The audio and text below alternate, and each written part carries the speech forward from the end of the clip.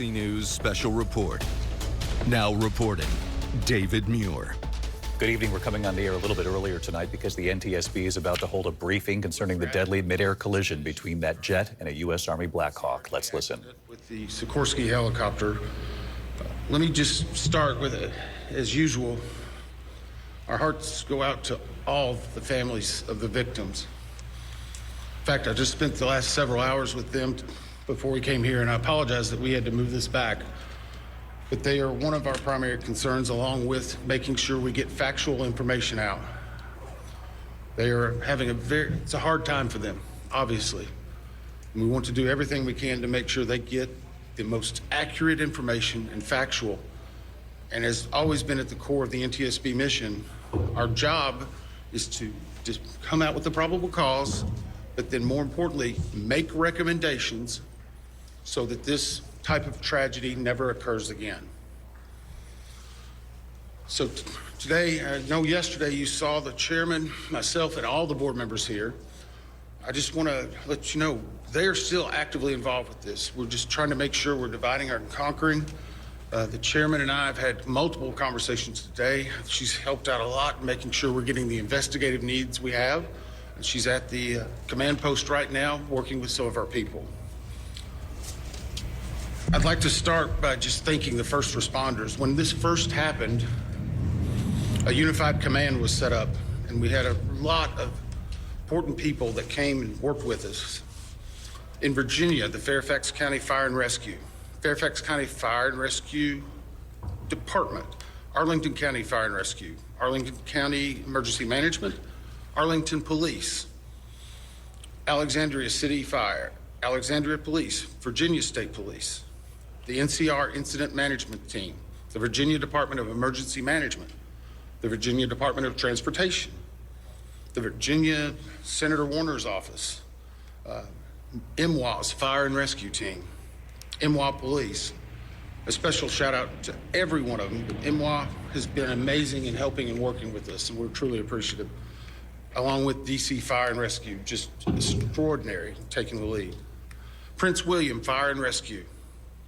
In Maryland, the Montgomery Fire and Rescue, Prince George's Fire and Rescue, Charles County Fire and Rescue, Baltimore Fire, Baltimore Police, Anne Arundel Fire Department, Maryland State Police, Maryland Natural Resource Police, MPD, DCFD, from the federal side, the U.S. Coast Guard, U.S. Army, U.S. Air Force, FBI, Secret Service, Customs and Border Patrol, Park Police, DOD, Naval District Washington, American Medical Response, and yes, the U.S. Department of Labor. All of those have been amazing partners and are one of the reasons why that this investigation continues to progress the way we want it to. As I said, we did family briefings last night, and today there are over 100 family members that are now in the area receiving briefings, and as part of a legislative requirement, receiving family assistance. They have been briefed by the medical examiner, the fire chief, NTSB chairman, and myself, along with the family assistant unit from PSA Airlines.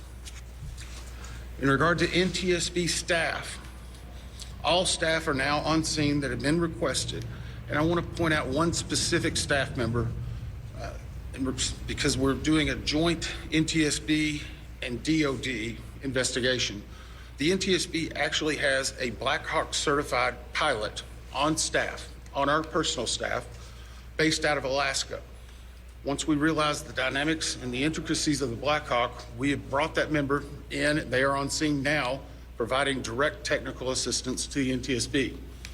That does not mean that the DOD is not working and helping with us, but in order to maintain our independence, we have our own Black Hawk certified pilot in the working group for helicopters. Regarding salvage at this point, the Navy Supervisor of Salvage is conducting salvage operations at the current time. Barges are en route from Virginia Beach, and we anticipate them to be on scene early tomorrow morning. After their arrival, they will be secured and located, and then significant salvage operations will continue. They are ongoing right now, but this will be the main lifting. It's being done in conjunction with the DC Medical Examiner's Office in order to make sure simultaneously that any additional victims are recovered and immediately turned over to them for identification and returned to their families.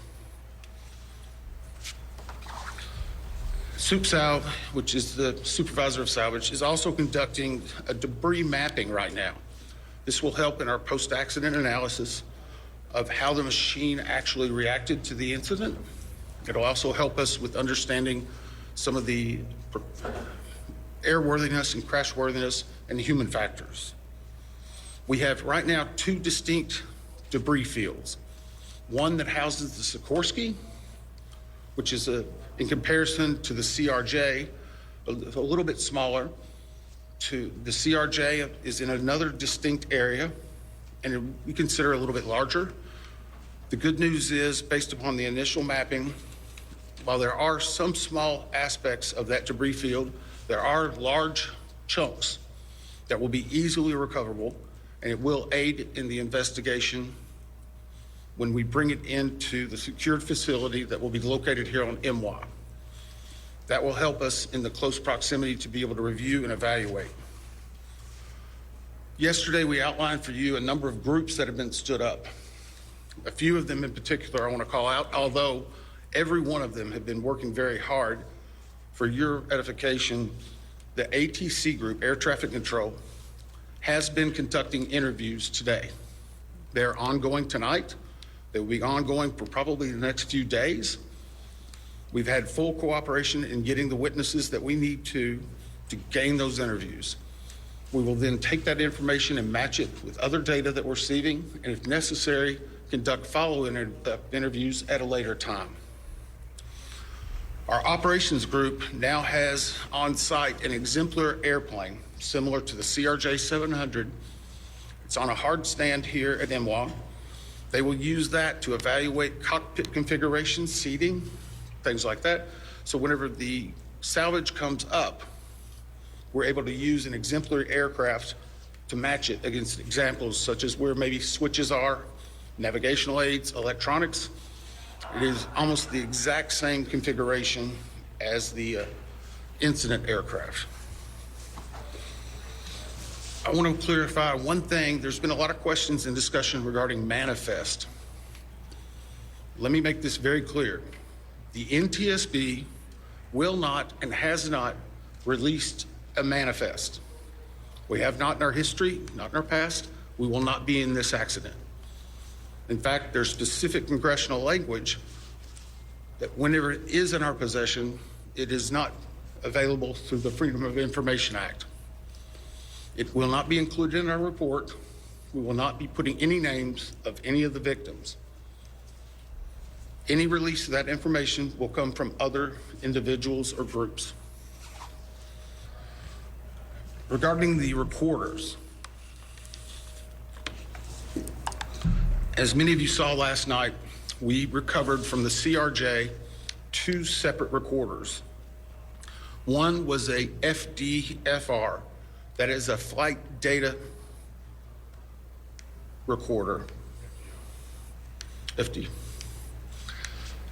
That was actually in what we consider good condition. As part of that process, it was soaked in alcohol overnight. It was then opened today, and we have a high level of confidence that we will be able to get a full download in the very near future. Now, once we do have that download, we will not be releasing immediately the information regarding it. We will have to go through, correct the data sets, make sure they're synchronized. This has approximately up to possibly 2,000 data points. Is that right, Bryce? So all of that has to be synchronized and looked at. It's a very laborious practice. It takes a lot of time. Regarding the CRJ's cockpit voice recorder, once it was recovered and opened, we found that it had water intrusion. That is not uncommon. It is not an unusual event for us to receive a recorder with water intrusion. We deal with that all the time. Our recorders division is one of the best in the country, in the world actually, and we have recorders sent everywhere, so there's a step. The CVR was soaked overnight in ionized water, at which point the team put the CVR into a vacuum oven in order to extract moisture. They are still checking electrical connections to determine if they're ready to try a download. It is one step of many steps that we will take in order to get that data, but we have a very high level of confidence that we will have it. We just have to work through a number of steps. Lastly, on recorders, the Sikorsky, where the CRJ has two separate recorders, the Sikorsky has a combined cockpit voice recorder and digital flight data receipt recorder. It's in one box. I can report to you now, we have recovered the Sikorsky black box. It is safely at the NTSB headquarters. It will begin an evaluation, just as the other two recorders did last night, to determine when and how to take action. I can tell you from a visual inspection, we saw no exterior damage that would indicate that it was compromised at this time. So we have a high level of confidence that we will be able to have a full extraction from that as well. Those are some of the significant updates we have right now. Obviously, we'll be doing some more in the essence of time and making sure our team gets back. I think we're going to be able to take maybe 4 or 5 questions. I'll call on you and I'll repeat it. So we'll try to play that game a little bit, please. Right here. Thank you very much. Your name and outlet, please. Jonathan Kersley from Channel 9 Australia. Captain Sully Sullivan was one of the heroes of the incident on the Hudson, that he said we absolutely should be reviewing the airspace, not just here but in other places for this, a complex mix of traffic. Is he right? Is there time for a permanent shift in DC and across the country to keep airspace safe and separate between military and civilian air? So the question for those watching, is it this time now for us to possibly deconflict or change some of the airspace where military aircraft operate with commercial aircraft? I can't give you a definitive answer on that. What I can say is in this incident, it should not have happened. We have in aviation what's called a Swiss cheese approach, wherein if something fails, a backup should catch it. Multiple layers of redundancy. It's been a very long time since we've had a major aviation incident in the United States, and that's the reason why it's one of the safest forms of transportation in the country. But the only way they do that is by investigating what happens now and then making recommendations in the future. Again, the NTSB has done 100,000 aviation investigations. We've issued 15,000 recommendations. Over 84% have been accepted. Once this investigative report comes out, we will be advocating probably for years for changes that need to be made, but we'll not speculate on what needs to be done until we have the facts. Right, is there anything obvious? Hey, I'll call on people. Sorry.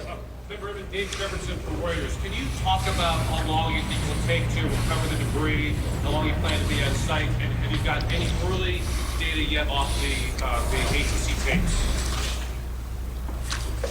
I think that was 3 or 4 together. How long the debris will take, how long we'll be on site, and have we gotten any information off of the air traffic control tapes.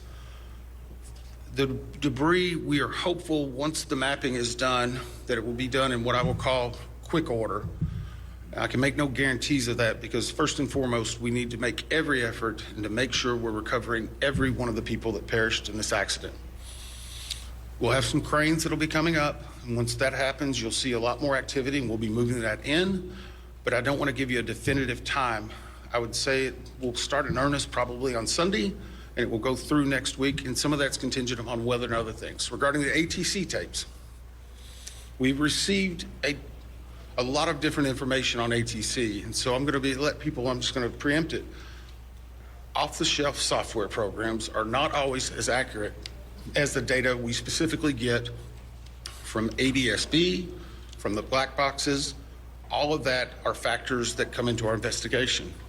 So we will not speculate about ATC tapes that you may have heard and seen online or snippets. We are getting the full cooperation that we need to be able to make an accurate assessment and to make sure what we are saying is factual and that it will help and aid in the entire investigation. You? Cooper from Channel 7 in Boston. Is there anything glaring from the videos that we've all seen that will tell you that the pilot in the Black Hawk helicopter made a mistake? The question is, based on the videos, have we drawn any conclusions? We have not. We know that there was a significant incident in which the two aircraft collided, a pretty significant fireball. If you will recall, even after the first day, we only had maybe 1 or 2 grainy images that were coming out. We're seeing more and more at this time. So we're still collecting data, but we are not going to opine until we see a lot of other things in there. A couple more? Yes, sir. On TV with CNN, how critical is it to interview the controller in the tower can? And how concerning is it to you, the reports that that controller was working 2 positions at the same time? So the question was, how critical are the air traffic control interviews and basically staffing? So air traffic control interviews are critical. That's the reason why there's a process in place. That began immediately after the accident. It was preservation of that evidence. It was immediately taking down notes, getting logs, all that information. We will go back and look at any air traffic controller that was involved in this.